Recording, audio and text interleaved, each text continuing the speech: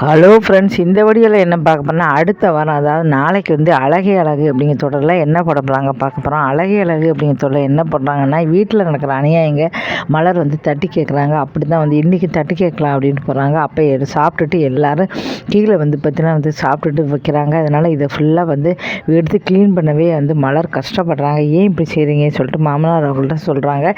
இந்த மாதிரி சாப்பிட்டுட்டு எல்லாருக்கும் ஆளுக்கு ஒரு பிளேட் போடுறாங்க. நீங்கள் சாப்பிட்டுட்டு மிச்சத்தை வந்து சின்ன பிளேட்டில் போட்டுருங்க அப்படின்னா எங்களுக்கு ஈஸியாக இருக்கும், தரையிலேருந்து எடுக்கிறதுக்கு ரொம்ப கஷ்டமாக இருக்குன்னு சொல்கிறாங்க. நான் சாப்பிட்டு நான் கஷ்டப்பட்டு உழைச்சி இந்த வீட்டை வந்து வாங்கியிருக்கேன். இந்த வீட்டில் கீழே போடுறதுக்கு எனக்கு உரிமை இல்லையா, அப்படி தான் போடுவேன் சொல்லி மாமனார் வந்து கீழே போடுறாரு. இப்போ மாமனாருக்கும் இப்போ வந்து மருமகளுக்கும் நடக்கிற சண்டை அப்படின்னு சொல்லலாம். இதனால் வந்து பார்த்திங்கன்னா மதி வந்து சொன்னதை வந்து மாமனாரும் மாமியாரும் கேட்க மாட்டேங்கிறாங்க. ஏற்று பேசினாலும் கேட்க மாட்டேங்கிறாங்க. இதுக்கப்புறம் என்ன நடக்க போகுது அப்படிங்கிறத பொறுத்து வந்து பார்க்கலாம். இதுக்கு அடுத்தது என்ன அப்படின்னா பாண்டியன் ஸ்டோர் அப்படிங்கிற சீரியலில் வந்து இப்போ வந்து மீனா வந்து மயிலுக்கு ரொம்ப உதவி செஞ்சால் கூட ரொம்ப க்ளோஸாக இருக்கான்னு தெரியுது. இதனால் கோமதி வந்து கோவமடைகிறாங்க. என்ன மீனா என்ன நடிச்சிக்கிட்டு இருக்க, வீட்டில் வந்து போலீஸ் ஸ்டேஷனில் போய் வந்து எல்லோரும் கம்ப்ளைண்ட் கொடுத்து எல்லோரும் ஸ்டேஷனுக்கு போயிட்டு வந்திருக்கோங்கிறது உனக்கு கொஞ்சமாக ஞாபகம் இருக்கா?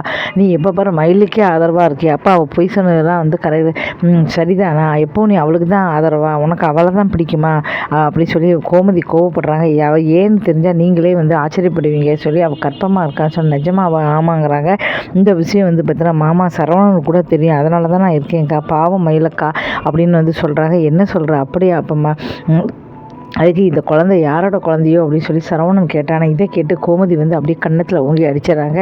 ஒரு பொண்ணை பார்த்து இப்படி ஒரு கேவலமான ஒரு கேள்வியை நீ கேட்பியா அப்படின்னு சொல்லி கன்னத்தில் அடிச்சிடறாங்க. இதுக்கப்புறம் வந்து பார்த்திங்கன்னா ஒருவேளை மயில் மனசு மாதிரி மயிலை வீட்டுக்கு கூட்டிகிட்டு வரணும்னு சொல்ல போகிறாங்களா, என்ன சொல்ல போகிறாங்க? ஏன்னா சரவணன் வந்து தான் இப்போ பழைய காதலியை வந்து பார்த்துட்டாரு, காதலிச்சிட்டாரு, அவளை கல்யாணம் பண்ணணும்னு நினைக்கிறாரு. அவள் அப்பாவும் டைவர்ஸ் பண்ணி உன்னை கல்யாணம் பண்ணி வைக்கிறேன் அப்படின்னு சொல்கிறாரு. இந்த நேரத்தில் மறுபடியும் வந்து கோமதிக்கும் பாண்டியனுக்கும் பிரச்சனை வர வாய்ப்பு இருக்குது. ஏன்னா கோமதி வந்து மயிலை வந்து வீட்டுக்கு கூப்பிட்டு வரணும்னு சொல்ல போகிறாங்களா, சொன்னால் கண்டிப்பாக வந்து சரவணன் ஏற்றுக்க மாட்டார். ஏன்னா அவர் வந்து பழைய காதலில் கூட பேசி பழகிட்டு இருக்காரு. பாண்டியனும் சொல்லியிருக்காரு டைவர்ஸ் ஆனோன்னு நீ கல்யாணம் பண்ணிக்கோ சொல்லிட்டு. மறுபடியும் 2 பேருக்கும் பிரச்சனை வரப்போதா, இல்லை 2 பேருமே பேசி இந்த பிரச்சனையை சுமூகமாக முடிக்க போகிறாங்களா அப்படிங்கிறத பொறுத்து வந்து பார்க்கலாம். இதுக்கடுத்து ஐயனார் துணைங்கிற சீரியலில் என்ன போடுறாங்க அப்படின்னா, இப்போ வந்து பார்த்திங்கன்னா சேரனுக்கும் சந்தாக்கும் கல்யாணம் நடக்குது. ஒரு வழியாக வந்து அவங்க வீட்டில் மாமா பையன் கல்யாணம் பண்ணிடுவாங்களோ பயந்து பணத்தெல்லாம் ஏற்பாடு பண்ணி கோயிலில் வந்து தாலி கட்ட போகிறாரு. அந்த சமயம் கரெக்டாக வாசலில் வந்து வர மாமா பையன் நிறைய பேர் கூட வந்து நிற்கிறான். கல்யாணத்தை நிறுத்துங்கன்னு சொல்லிடுறாரு. இதனால் அதிர்ச்சி ஆகிறாங்க. இப்போ நேரவில் வந்து சந்தா வந்து தாலி கட்டலை, அதுக்குள்ளே வந்து பார்த்திங்கன்னா வராங்க. அதனால் இப்போ சந்தாவை இழுத்துட்டு போயிருப்பாங்களா. இப்போ சேரன் வந்து கல்யாணம் நின்று போகிறப்போ என்ன நடக்க போகுது அப்படிங்கிறது தெரியல. இல்லை அண்ணன் தம்பி எல்லாருமே அடித்து அவங்கள வந்து காப்பாற்றி கல்யாணம் பண்ணிக்க போகிறாரா அப்படின்னு சொல்லி தெரியல. இந்த சீரியல் இப்போ முன்னணி சீரியலாக வந்து மாறிக்கிட்டு இருக்கு. அதனால் என்ன நடக்க போகுது அப்படிங்கிறத பார்க்கலாம். இதுக்கடுத்து சிறகடி காசு சீரியல் என்ன போடுறாங்கன்னா, இப்போ மனோஜ் ரோகிணி கோர்ட்டில் வந்தது. உடனே நேர்னே வந்து பார்த்தீங்கன்னா வேணே தன்னோட பிள்ளையை வந்து கூட்டின்னு வந்துட்டார். ரோகிணி வந்து கிஷோவை கூட்டின்னு வந்துட்டு இந்த பாருங்கள் இப்போ வந்து பார்த்திங்கன்னா இவன் நான் படிக்க வைக்கணும், என் பிள்ளை தான் இருக்குது, நான் என் மேலே பாசமாக வச்சுருக்கான், நான் என் பிள்ளையை வச்சு நான் என்ன பண்ணுவேன், வீட்டை விட்டு வெளியேற்றுவா பெருசாக கதறி ட்ராமா போடுறாங்க. இதை பார்த்துட்டு ஜட்ஜி நம்பி ஐயோ பாவம் குழந்தைய வச்சு ட்ராமா போடுறாங்களே, நீ என்ன பண்ணீங்களே, இதுக்குள்ள மாதம் 25,000 உங்களுக்கு கொடுக்கணும், இந்த இதை வந்து 6 மாதம் நான் தள்ளியும் போடுறேன் அப்படின்னாங்க. மறுநாள் வந்து என்கேஜ்மெண்ட் வச்சுருக்காங்க. என்கேஜ்மெண்ட்டு மறுநாள் நடக்க போகுது. இந்த நேரத்தில் உடனடியாக டைவர்ஸ் ஆகணும்னு நினச்சாங்க. இப்போ 6 மாதம் தள்ளி வச்சுட்டாங்க. அதுக்கப்புறம் தான் வந்து டைவர்ஸ் அடிக்க போகுது. ஐயோ இப்போ என்ன செய்யுது சொல்லி ஒன்று வந்து பார்த்தீங்கன்னா விஜயா சொல்கிறாங்க, இப்போதைக்கு நீ எதுவும் வந்து இது விஷயத்தை சொல்லாத, நான் அப்புறம் பார்த்துக்கலான்னு சொல்கிறாரு. மனோஜ் கதி கலங்கி போயிடுறாரு. ரோகிணி வந்து பெருசாக சிரிச்சிட்டு போகிறாங்க. இதுக்கப்புறம் ஜெயிக்க பொறுத்து ரோகிணியா இல்லை மனோஜ் அப்படிங்கிறத பொறுத்து வந்து பார்க்கலாம்.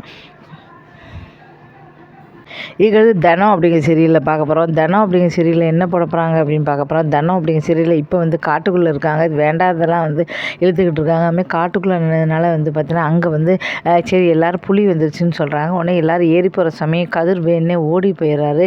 அங்கே வந்து பார்த்திங்கன்னா ஓடி போகிறோன்னா ஐயோ என்னாச்சு சௌந்தர்யா பிளாக்மெயில் பண்ணவங்க இருக்கான்னு ஓடிடுறாரு. அந்த சமயம் கரெக்டாக புலி வந்துடுறது.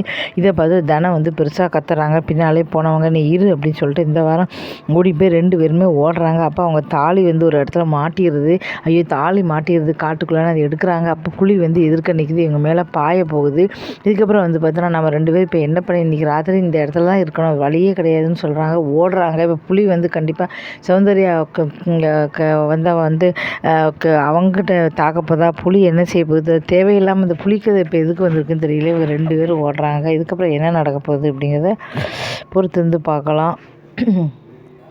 இது சின்ன மருமகள் தொல்லை. இப்போ வந்து பார்த்தீங்கன்னா ராஜாங்கம் வந்து பார்த்தீங்கன்னா குற்றமில்லவா அப்படின்னு சொல்லிட்டு அங்கேருந்து வந்து பார்த்தீங்கன்னா தமிழோட ஃப்ரெண்டு வந்து சொல்லிடுறாங்க. இதனால் வந்து பார்த்தீங்கன்னா இதாக இருக்காரு, சரி தண்டனை கொடுத்துட வேண்டியதான்னு சொல்லி எதிர்க்கட்சிக்காரன் சொல்லிடுறாரு.